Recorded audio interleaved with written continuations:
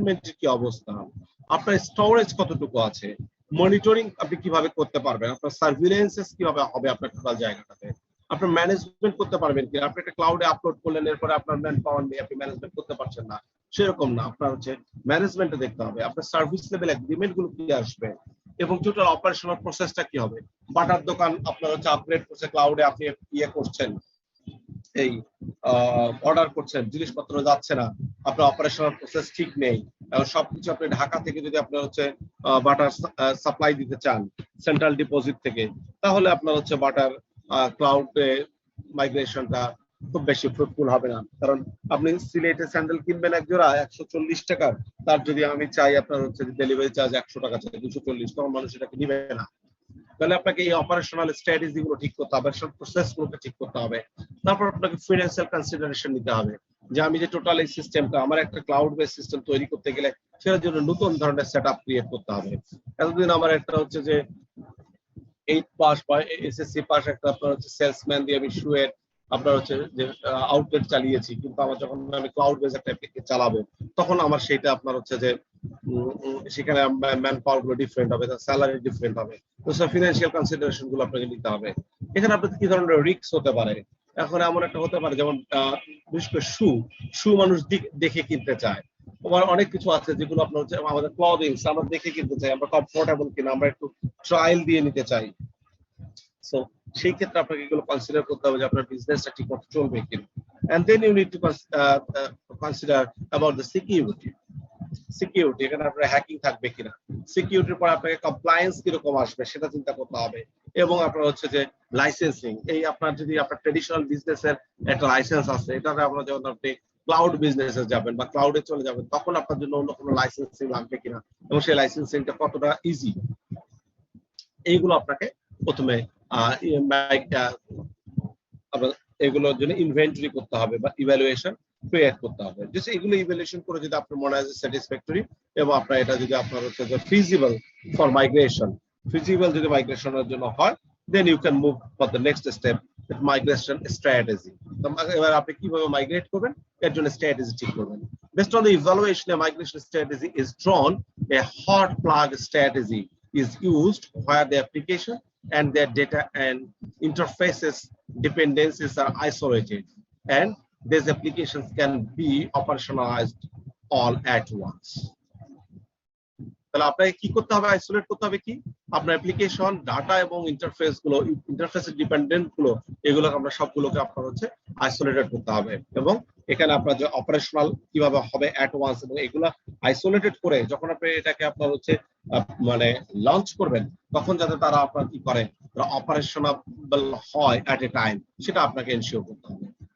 এবং এখানে কি করা যায়, fusion strategy is used where the applications can be partitionally migrate, অ্যাপ্লিকেশনটাকে আপনি partitionally migrate করতে পারেন, but for a portion of it there are the dependencies based on the existing license, specialist server requirement like mainframe or the extensive interconnections with other applications. So এগুলো আপনাকে ঠিক করতে হবে। দেন prototyping, আপনি migration strategy যখন ঠিক করে ফেললেন তখন আপনি এবার টোটাল সিস্টেমটাকে আপনি হচ্ছে মাইগ্রেট করবেন, একটা প্রোটোটাইপ, ছোট্ট করে আপনি একটা প্রোটোটাইপ আপনি মাইগ্রেট করবেন। Migrating activity is preceded by a prototyping activity to validate and ensure that a small portion of the applications are tested on the cloud environment with the test data setup. কারণ এমন হতে পারে যে আমি যে স্ট্র্যাটেজিটা নিয়েছি আমার স্ট্র্যাটেজি সবসময় কারেক্ট হবে এরকম না, সামটাইম ইট মাইট রং।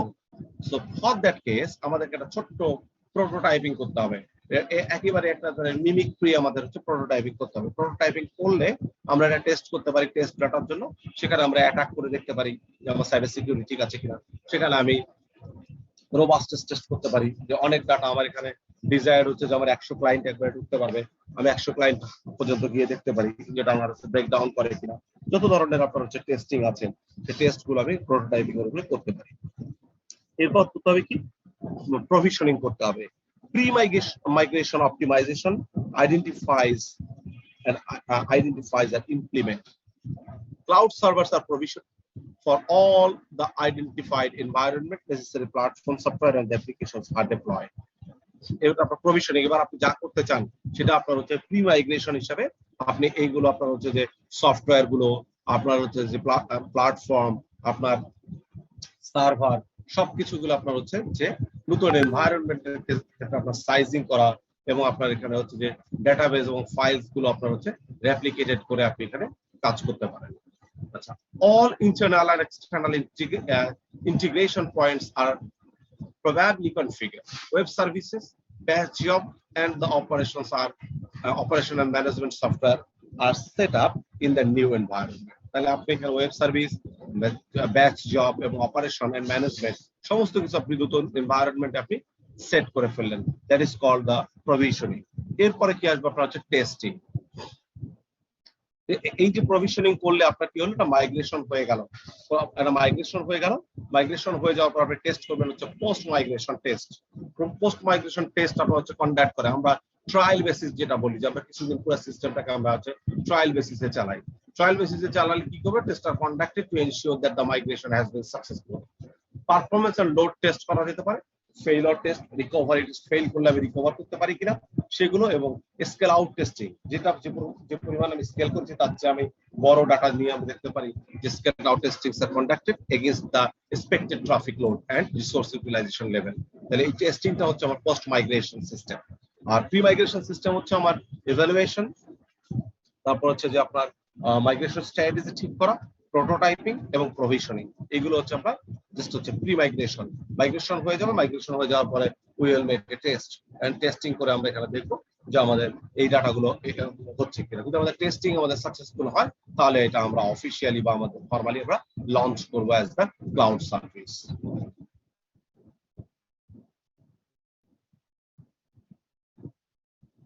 আচ্ছা, এই পর্যন্ত আপনার এই পাঁচটা স্ট্র্যাটেজি নিয়ে কারো কোনো কোয়েশ্চেন আছে? জি না স্যার, কোশ্চেন নেই।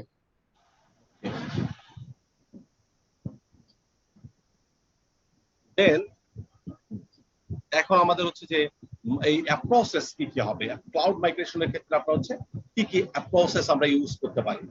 সো চারটা ব্রড প্রসেস আছে। যেমন ধরেন আপনার একটা এক্সিস্টিং বিজনেস আছে, সেটাকে আপনি কি করবেন, আমরা বা সেটা কিভাবে আপনি মাইগ্রেট করবেন, একদম নতুন করে আপনি আর একটা কনসার্ন করবেন। যেমন আমাদের আরং এর কথা যদি বলি, বাংলাদেশে আরং এর কিন্তু আপনার অনলাইন বিজনেস আছে, ক্লাউড বেসড বিজনেস আছে, কিন্তু সেটাকে তারা কি করতেছে, সেটা কিন্তু তাদের হচ্ছে ই কমার্স এর আন্ডারে, সেটা কিন্তু আপনার হচ্ছে ইয়ের আন্ডারে নয়। এইখানে যদি আপনার এই ওয়ালেটে যদি টাকা থাকে তাহলে আপনি কিন্তু সেটা কি আপনি হচ্ছে আরং এর সম্ভবত আউটলেটে সেটা আপনি ক্যাশ করতে পারবেন না। You have to order for the Aarong e commerce. So অথবা কি হতে পারে যে তারা এই দুটাকে মেল্টেড করতে পারতো এরকম যে আপনার যদি আরো ওয়ালেটে টাকা থাকে সেটা আপনি এনক্যাশ করতে পারবেন, সেটা আপনি প্রোডাক্ট নিয়ে সেখান থেকে আপনি দিতে পারবেন কোথায়, আরং এর আপনার হচ্ছে যে আউটলেট গুলোতে। সো এই স্ট্র্যাটেজি গুলো কি কি হবে সেই বিষয়গুলো আমরা একটু দেখতে চাই। সো এখানে আমাদের চারটা ব্রড ক্যাটাগরিজ আছে। প্রথমটা হচ্ছে কি যে migrate existing applications. So existing যে অ্যাপ্লিকেশন আছে সেটাকে আপনি কিভাবে মাইগ্রেট করবেন, রিবিল্ড করবেন অথবা রিআর্কিটেক্ট করবেন some of all of the application, taking advantage some of the virtualization technologies around to accelerate the work, but it requires top engineers to develop new functionality. This can be achieved over the course of several releases with the timing determined by a customer demand. Customer ডিমান্ডের উপরে depend করে আপনি কি করতে পারেন, আপনার existing অ্যাপ্লিকেশনটাকে আপনি migrate করতে পারেন। তো এক্সিস্টিং কোনো কিছুকে আপনার মাইগ্রেট করার জন্য কি লাগবে, তার যেহেতু আপনি অনেকগুলো সুবিধা নিতে চান এই জন্য আপনার টপ ইঞ্জিনিয়ার্স লাগবে। তো টপ ইঞ্জিনিয়ার্স যখন আপনি ইনভলভ করবেন তখন আপনার ফিনান্সিয়াল অ্যানালাইসিসটা একটু হার্ড হয়ে যাবে, ফলে আপনি এটা করবেন কিনা সেটা আপনার সিদ্ধান্ত। নেক্সট কি যে স্টার্ট ফ্রম স্ক্র্যাচ। এক্সেলেন্ট।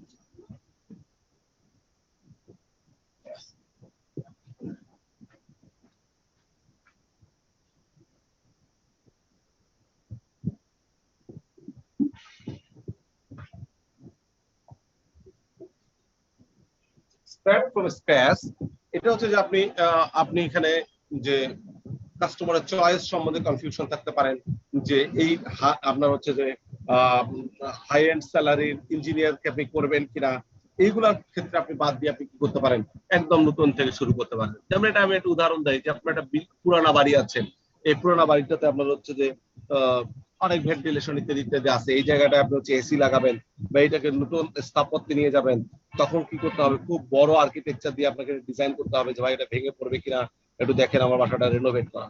তো যখন এরকম জায়গায় গিয়ে আপনি কনফিউজড হয়ে যান যে রেনোভেট করলে কয়দিন থাকবে না থাকবে, খরচ বেশি হচ্ছে ইত্যাদি ইত্যাদি, তখন অনেক সময় আমরা যেটা করি, ঠিক আছে পুরান বাড়ি আছে থাক, ওর পাশে আমি একটা নতুন বাড়ি করা শুরু করি।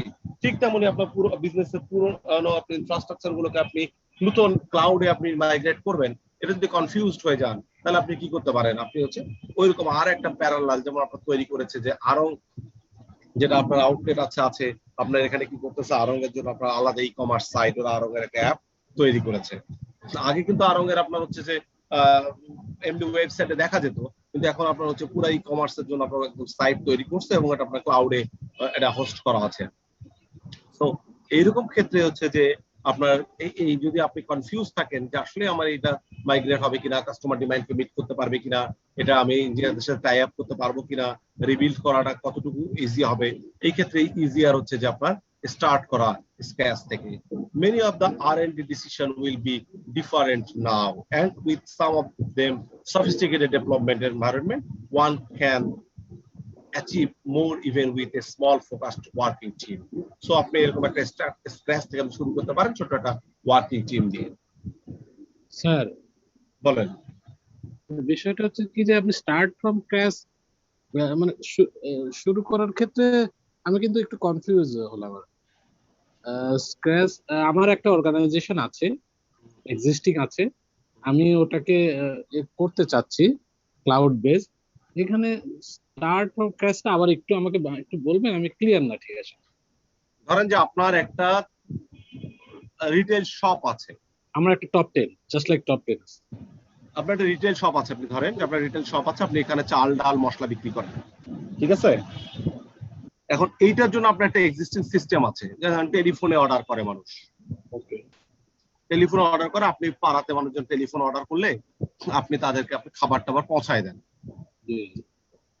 এখন আপনার এইখানে আপনি একটা অ্যানালাইসিস করে দেখলেন যে আপনার যে কনজিউমার গুলো এগুলো সব বয়স্ক মানুষ, এরা বাসা থেকে আসতে পারে না, আপনি ফোন করেন এবং এই কারণে পাড়ায় এতগুলো দোকান থাকতে আপনার দোকান থেকেই তারা আপনার সার্ভিসটা নেয়, আপনি দিয়ে আসেন গিয়ে।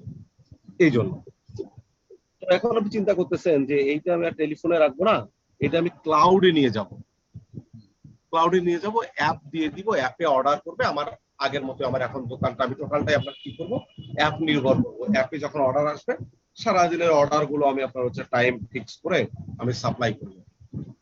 এই জায়গাতে গিয়ে আপনি কনফিউজ হয়ে গেলেন যে আমার যে বয়োবৃদ্ধ এবং ম্যাক্সিমাম আমার ক্লায়েন্ট হচ্ছে বয়স্ক, তো এরা নতুন অ্যাপে গিয়ে এরা কি পারবে কিনা আমাকে ইয়া করতে, সাপোর্ট দিতে।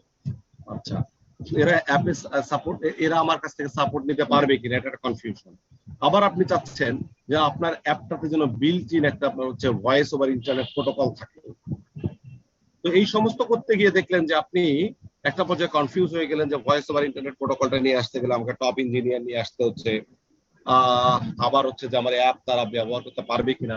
এই সমস্ত কনফিউজ হওয়ার পর আপনি হয়তো ডিসিশন বাদ দিলেন যে না, আমার টেলিফোনের যে হটলাইনটা ছিল এটা হটলাইন থাক। আর যেহেতু এখন মানুষ অ্যাপ বেসড হয়ে গেছে, আবার নতুন কনজিউমার যারা আছে, নতুন কাস্টমার যারা আছে, ইয়াং যারা কাপল আসতেছে, তারা আবার এই টেলিফোনের পয়সা খরচ করতে চায় না, এদের জন্য আমি অ্যাপ করি। তখন আপনি হয়তো একই বিজনেসটাকে দুই ভাবে রান করলেন, যে আপনার একটা ছোট্ট একটা দোকান আছে, ওই দোকানটা আপনি খুলে একটা ছেলে থাকে, সে হটলাইনে কল নেয় এবং ডেলিভারি দেয়। অন দা আদার হ্যান্ড আপনার আর একটা ইয়ে আছে, এই অ্যাপও আপনি লঞ্চ করলেন, যে অ্যাপ থেকেও অর্ডার আসে।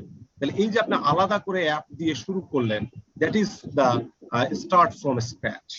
আর সবগুলোকে যদি ইন্টিগ্রেট করে আপনি একটা অ্যাপ চালু করতেন, দ্যাট ইজ দা আপনার হচ্ছে যে previous one, like migrating the existing application to the cloud. মানে সবগুলো সহ নতুন ইনভার্ট। জি ধন্যবাদ। ব্যাপারটা ক্লিয়ার হয়েছে আপনার দুইটার পার্থক্য? জি ধন্যবাদ।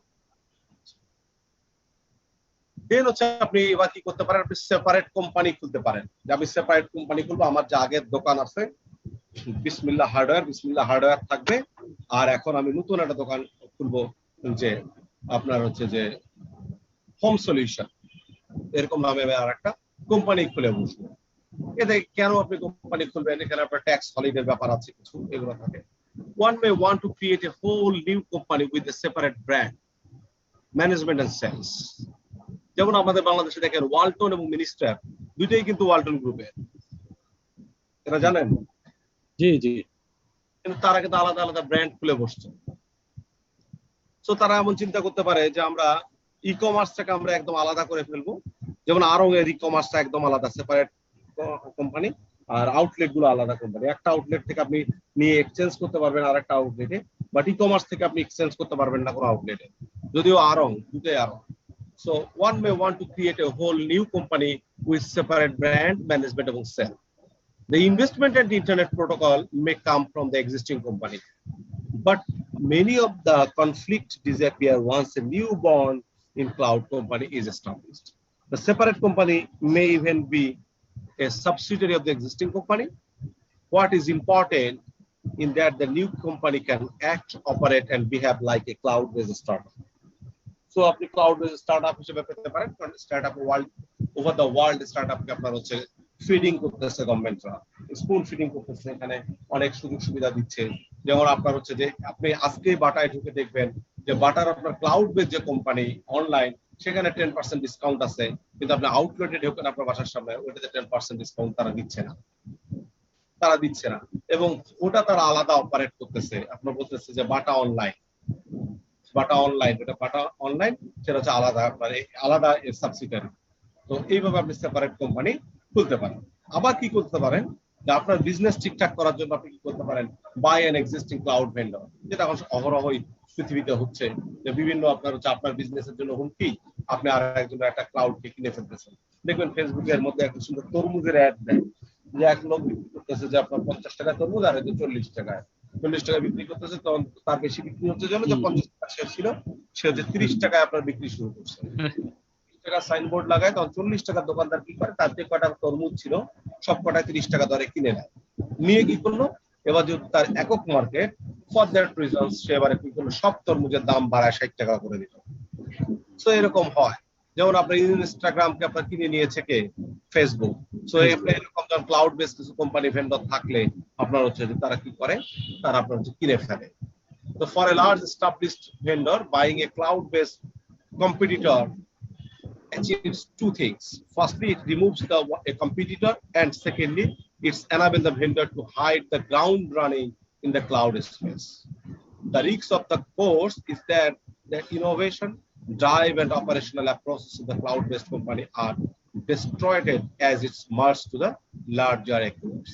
So, সারা পৃথিবীতে আপনার হচ্ছে কোম্পানি অ্যাকোয়ার করার একটা বড় আপনার হচ্ছে ইস্যুজ আছে। যেমন এরকম হতে পারে যে আপনার একটা অনলাইন দোকান, আপনার কি করতেছে, আপনার অফলাইন অনেক বড় বিজনেস, সারা দেশে আপনার একটা নেটওয়ার্ক আছে, সারা দেশে আপনার 64 জেলায় 460 উপজেলায় আপনার আউটলেট তৈরি করে ফেলছেন, কিন্তু একটা অনলাইন ছোট্ট একটা ইয়ের জন্য আপনার বিজনেসের হ্যাম্পার হচ্ছে, আপনার হচ্ছে যে আপনি চ্যালেঞ্জের মুখে পড়তেছেন। তখন এরকম অনেক সময়ই করেন যারা সেটা কি করে, যে আপনার ক্লাউড কোম্পানিটাকে কিনে নেয়, এবং পৃথিবীতে এরকম আপনার অ্যাকোয়ার করা অহরহ ঘটনা আছে, সারা পৃথিবীতে আপনার এরকম ঘটনা ঘটছে। সো ব্রডলি চারটা প্রসেস আমাদের এখানে। একটা হচ্ছে যে আমরা এক্সিস্টিং অ্যাপ্লিকেশনটাকে আমরা কি করতে পারি, মাইগ্রেট করতে পারি আমরা। সেকেন্ড হচ্ছে আমরা we can start from this scratch, এবং আমরা থার্ড কি করতে পারি, আমরা হচ্ছে যে একটা সেপারেট কোম্পানি করতে পারি, অথবা ফোর্থলি যেটা অ্যাগ্রেসিভ বিষয়, সেটা হচ্ছে যে এরকম কোনো ক্লাউড অন্য মালিকানা থাকলেও সেটি আমরা অ্যাকোয়ার করে ফেলতে পারি, সেটা আমরা কিনে ফেলতে পারি। ঠিক আছে, তাহলে দেখেন একটু সামারিটা আপনারা নিজেরা দেখেন যে আপনারা এই জিনিসগুলো এখানে ক্লাসে শিখতে পেরেছেন কিনা।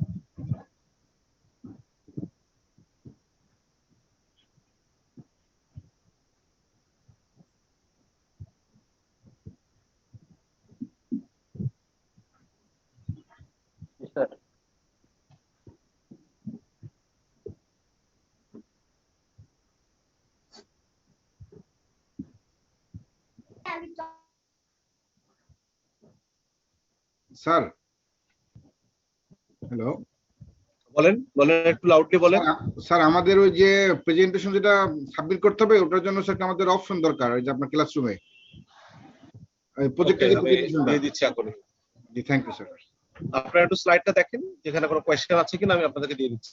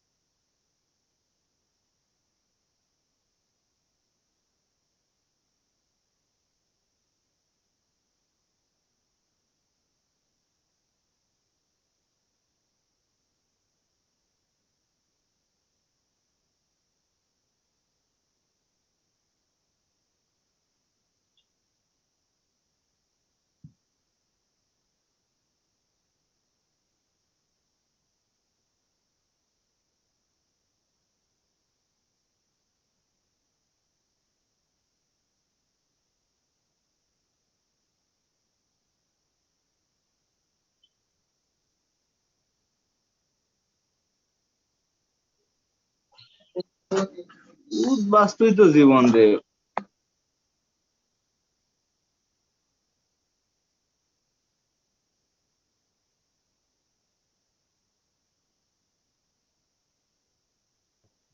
কেউ কিছু বলছেন?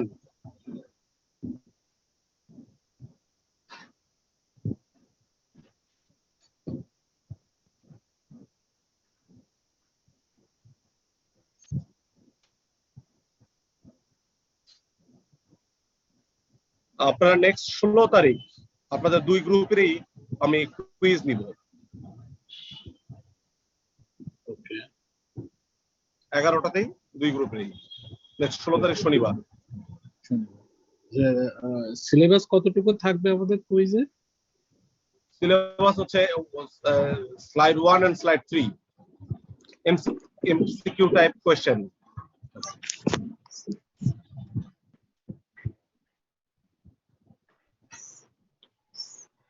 স্যার গুগল ফর্মে দিব স্যার এটা? সরি, গুগল ফর্মে হবে স্যার? গুগল ক্লাসরুমে হবে, গুগল ক্লাসরুমে হবে, গুগল ফর্ম দিব, সেখানে আপনারা পরীক্ষা দিয়েছেন তো? আর এটা কি এই এই সময়ে? স্যার 11টা দিন। নেক্সট শনিবার দিন একটু ইয়ে হয়ে যায় স্যার, পূজা তো স্যার শুক্রবার, তো স্যার যদি শুক্রবার দিন নিতে পারতেন তারপরে শুক্রবার দিন একটু মনে ভালো হইতো স্যার।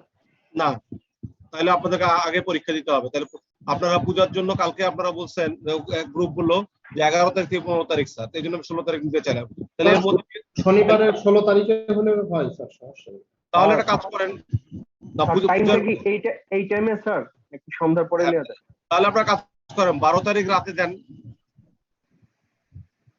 12 তারিখ রাতে দেন, 12 তারিখ রাতে আপনারা 12 তারিখ রাত 9টায় দেন পরীক্ষা। না স্যার 16 তারিখে ঠিক আছে স্যার। স্যার 16 তারিখে দেন স্যার, 16 তারিখ ঠিক আছে। ঠিক আছে স্যার। পল্লব, এটা তো এমসিকিউ পরীক্ষা, অসুবিধা হওয়ার কথা না মনে হয়। আচ্ছা ঠিক আছে, সবাই এগ্রি থাকলে ঠিক আছে, অসুবিধা নাই স্যার। 16 তারিখে সন্ধ্যার পরে নেন। কারণ পরীক্ষা যেহেতু আমাকে 2টা নিতে হবে, আমি আবার আগামী শুক্রবার একটা পরীক্ষা নিব, কুইজ তো আমাকে 2টা নিতে হবে। হ্যাঁ বলেন। স্যার আমার কথা শুনতে পাচ্ছেন? 12 তারিখ হচ্ছে স্যার পূজা অষ্টমী, ঠিক আছে স্যার। এটা 16 তারিখ নিলে তো স্যার আমরা কথা বুঝি নাই, আপনি আরেকবার বলেন একটু কষ্ট করে। স্যার আমি বলতেছি স্যার 12 তারিখ হচ্ছে পূজা স্যার, অষ্টমী পূজা। এখন স্যার এটা 16 তারিখ দিতে পারলে তো হতো স্যার, আমরা তো 16 তারিখ হ্যাঁ, আপনি বলতেছেন 12 তারিখ Puja, Partha Das. On the other hand Pallab Kumar Dutta বলতেছে স্যার 15 তারিখ পর্যন্ত পূজা, 16 তারিখ দেওয়া ডিফিকাল্ট। এখন এটা আপনারা বলেন। ঠিক আছে 16 তারিখ ঠিক আছে স্যার, 16 তারিখ ঠিক আছে, সবাই এগ্রি স্যার। আমি 16 তারিখে থাকছে। হ্যালো, হ্যাঁ বলেন আমাকে শুনতে শঙ্কর। পাচ্ছেন? শঙ্কর বলেন। জি আমাকে শুনতে পাচ্ছেন? হ্যাঁ বলেন। হ্যালো, রুবেল বলেন প্লিজ। আর টাইমটা কখন 16 তারিখে? টাইমটা 11টায়।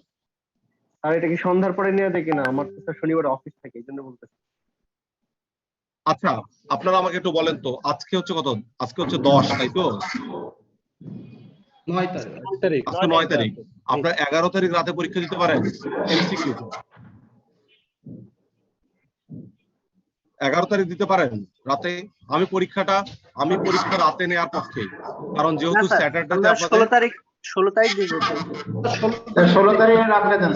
স্যার 16 তারিখ রাত্রে নেন স্যার। 16 তারিখ রাতে দেন। 16 তারিখ রাতে। জি স্যার। স্যার টাইমটা একটু 9টার পরে দিলে হয় স্যার, কারণ 9টা পর্যন্ত মানে ক্লাস আছে। 8টা 9টা। আর স্যারের যদি সমস্যা হয় খুব বেশি বা অন্যদের সমস্যা থাকে, দেন আমি আমার কথা বললাম আর কি, না হয় আমার অ্যাটেন্ড করতে হবে কোনো একটা। স্যার না রুবেল, আপনার অফিস থেকে আপনি অ্যাটেন্ড করতে পারবেন, কারণ আমি আপনাকে বলছি পরীক্ষা তো খুব বেশি হলে 10-15 মিনিট হবে। হ্যাঁ, আপনার এমসিকিউ টাইপ, যেহেতু এমসিকিউ টাইপ হয়তো 10টা কোয়েশ্চেন 20 মার্কস পরীক্ষা। সো আপনাদের এটা 10 মিনিট 15 মিনিটে জাস্ট, মানে আপনারা যদি পাংচুয়াল হন তাহলে 10-15 মিনিট হবে। আমি বিষয়টা মাথায় রাখলাম। 16 তারিখ রাত 9টা অথবা 16 তারিখ সকাল 11টা। স্যার সবাই যেহেতু বলতেছে 16 তারিখ 11টা ফিক্স করে দেন, সমস্যা নেই। আমি 16 তারিখ কোনো ভাবে করে নিব, মোবাইলে আমি আপনাকে বলি, 16 তারিখ তো পরীক্ষা অফিস অনেকেরই আছে, এটা তো বাস্তবতা। তো আমি আপনাদেরকে জানিয়ে দিব, আমি আপনাদের গুগল ক্লাসরুমে খুব শর্টলি আমি আপনাদেরকে ডিসিশন জানিয়ে দিব, ঠিক আছে? স্যার ওই সিলেবাসটা একটু জানাই দিন তাহলে ভালো হবে। সিলেবাস তো মডিউল 1 এবং মডিউল 3 এর উপরে এমসিকিউ কোয়েশ্চেন। আচ্ছা ঠিক আছে। ঠিক আছে, আমি তাহলে আপনাদের হচ্ছে নতুন মডিউল শুরু করি, মডিউল 2।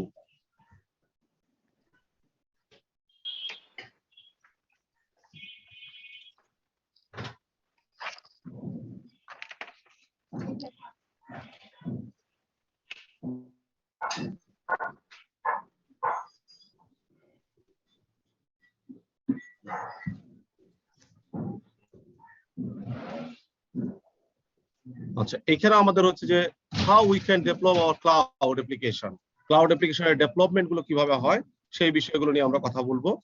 তো এইটু একটু স্কিপ করছি আমি, এখানে আপনাদেরকে নিজেদেরও কিছু আমি কাজ দিয়ে দিব। সেখানে আমরা এখানে কি কি কথা বলবো, আমরা কথা বলবো আপনার হচ্ছে কম্পিউটিং প্ল্যাটফর্ম এবং টেকনোলজি গুলো নিয়ে, প্যারালাল কম্পিউটিং কি, ডিস্ট্রিবিউটেড কম্পিউটিং কি এগুলো নিয়ে, এবং প্যারালাল কম্পিউটিং এর এলিমেন্ট গুলো কি কি আছে সেটা, আর্কিটেকচারাল স্টাইল গুলো কি এগুলো নিয়ে, এবং এলিমেন্ট অফ ডিস্ট্রিবিউটেড কম্পিউটিং, এবং আপনার হচ্ছে যে ক্লাউড অ্যাপ্লিকেশন আর্কিটেকচার এবং প্ল্যাটফর্ম গুলো নিয়ে।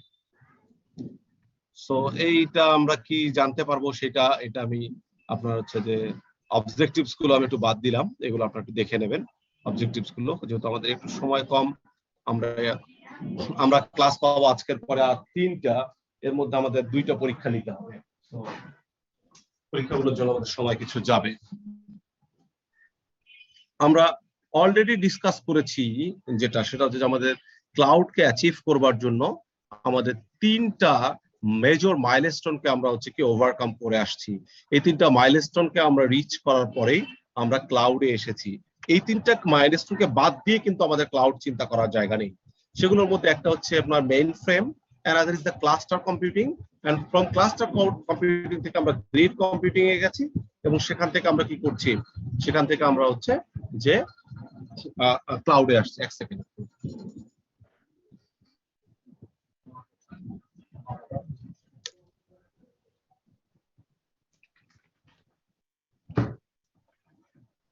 সো এই 3টা দেখেন, তাহলে আপনাদের মেইন ফ্রেমটা আমাদের লার্জ কম্পিউটিং। এখন ক্লাউড কম্পিউটিং থেকে আমরা যদি চিন্তা করি, ক্লাউড কম্পিউটিং আমরা যেটা করতে পারি, কাজগুলো ভাগ করে করে আসলে আমরা মেইন ফ্রেম কম্পিউটারের চেয়ে বেশি কাজ করতে পারছি এট এ টাইম ক্লাউডে। এবং ক্লাউডে আমাদের অনেকগুলো রিসার্চ আছে, যে ক্লাউড বেস করে দিয়ে আপনার কেউ ডেটার কাজ করতেছে, কেউ অ্যানালাইসিসের কাজ করতেছে, কেউ অ্যাকুইজিশনের কাজ করতেছে, সো কেউ প্রেজেন্টেশনের কাজ করতেছে। সো এই কাজগুলো মেইন ফ্রেম কম্পিউটার যেভাবে করছো কোহেরেন্টলি, আমাদের ক্লাউড আজকে সেভাবে কাজগুলো করতে পারছে। ফলে এই মাইলস্টোন ইভলিউশন গুলো আমাদের এখানে দেখানো আছে, এগুলো নিয়ে আমি খুব বেশি ডিটেইলে কথা বলতে চাচ্ছি না। আমি শুধু ক্লাউড পার্টে কথা বলি, যে ক্লাউড পার্টের ক্ষেত্রে দেখেন আমাদের 2000 এর পরে ক্লাউড পার্ট গুলো আসছে, এবং এই জায়গাটাতে আমাদের শুরু হয়েছে কি ওয়েব 2 আমাদেরকে ক্লাউডে নিয়ে গেছে। সেখান থেকে আমাদের 2005 এর ক্ষেত্রে আপনার হচ্ছে যে AWS, এবং আসছে 2007 আমাদের মাইক্রোসফট অ্যানেকা আছে। তারপরে আপনার হচ্ছে অ্যাপ ইঞ্জিন চালু হয়েছে, গুগলের অ্যাপ ইঞ্জিন এখন ক্লাউডের জন্য সবচেয়ে ভালো, এবং মাইক্রোসফট অ্যাজিওর। আমরা বাংলাদেশে গুগলের অ্যাপ ইঞ্জিনটাই সবচেয়ে বেশি ব্যবহার করি। So this is the history and the milestone to cloud computing evolution. আপনাদের কোয়েশ্চেন থাকতেই পারে যে describe the milestone that need to achieve before approaching the cloud, তখন আপনাকে এই জিনিসগুলো একটু ডিটেইল বলতে হবে। সো এখানে আমি জাস্ট হচ্ছে একটু মানে খুব ডিটেইল যেটা আমি পড়াই সেইভাবে না পড়িয়ে আপনাদেরকে আমি একটু ডিসকাস করলাম, আপনারা সেখান থেকে আপনারা হচ্ছে পড়বেন, পড়ে একটু আপনারা নিজেরা লিখবেন এটা পরীক্ষায়। এবং কম্পিউটারের ক্ষেত্রে আপনার হচ্ছে যে কম্পিউটেশন ইরা গুলো কি কি, কম্পিউটেশন এরা গুলোর ক্ষেত্রে হচ্ছে যে এখানে ডমিনেন্ট মডেল হচ্ছে 2টা, একটা হচ্ছে সিকোয়েন্সিয়াল আর একটা হচ্ছে প্যারালাল। সিকোয়েন্সিয়াল মানে কি, সিকোয়েন্সিয়াল মানে হচ্ছে যে একটা কাজ শেষ হবে তারপরে আর একটা কাজ আপনার শুরু হবে। আর প্যারালাল মানে কি, প্যারালাল মানে হচ্ছে যে সবগুলোর আপনার হচ্ছে যে একসঙ্গে চলবে, প্যারালাল কয়েকটা কাজ চলবে।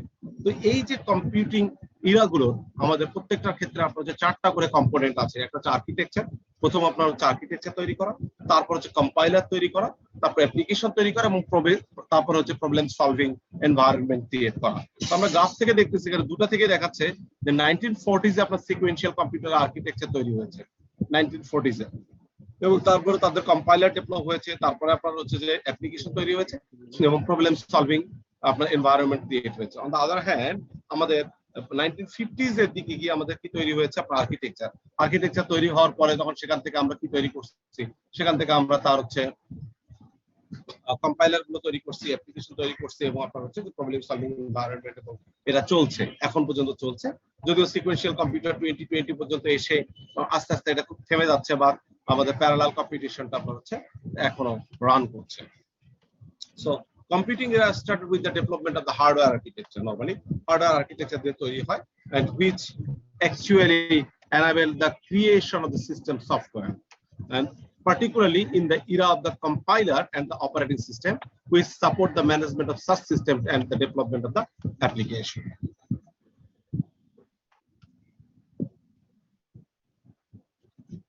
আমরা এখানে দুটো জিনিসের খুবই জরুরি জিনিস, যেটা আমরা কিন্তু যে ক্লাউড কম্পিউটিং এর কথা বলতেছি, that is not the parallel computing, that is not the parallel computing. It seems the parallel computing, but it is not the parallel computing. Rather, this is the distributed computing.